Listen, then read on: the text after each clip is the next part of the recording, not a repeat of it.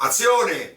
Mario Rigoni Stern è l'altopiano e l'altopiano si riconosce nell'uomo che ha saputo cantarne il vivere quotidiano, la fatica, i boschi, gli animali, gli uomini e anche le api. Rigoni Stern aveva scritto per il cinema dando vita ai recuperanti di Olmi assieme a Tullio Kezic e ora il cinema parla di Rigoni Stern grazie a una produzione che porta sul grande schermo il racconto Un Natale del 45.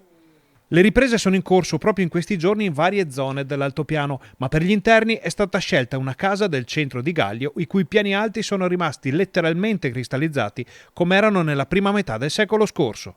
Noi siamo i primi, siamo riusciti a portare al cinema Mario Rigoni Stern. Una cosa anche di vanto e di piacere personale è che, avendo conosciuto personalmente Mario Rigoni Stern tanti anni fa, la prima volta che sono venuto sull'altopiano, e c'è stata subito una simpatia, una comunanza a volte proprio di intenti, e sapevo che da quel primo incontro mi sarebbe tanto piaciuto riuscire a fare qualcosa sul suo lavoro. Io lo adoravo fin da quando ero studente al liceo e ci siamo riusciti.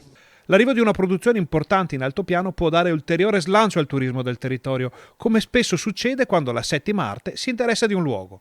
Se poi c'è di mezzo anche la penna magica di Rigoni Stern, il quadro è davvero completo. Noi come Comune di Gallio abbiamo subito partecipato e sostenuto questa iniziativa molto importante. La prima è storica per quanto riguarda Mario Rigoni Stern, tradotto in un film qui a Gallio, e quindi siamo orgogliosi di questo traguardo raggiunto.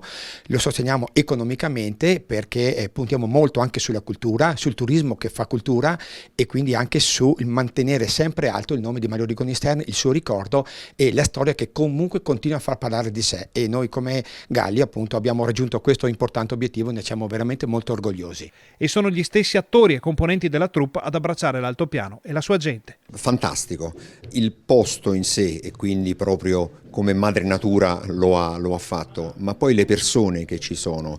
A me piace sottolineare il fatto che siamo stati aiutati da tutti, abbiamo trovato un'accoglienza fantastica, e sono sicuro che non sia solo perché portiamo Mario Rigoni Stern, ma anche proprio per l'ospitalità del posto e delle persone.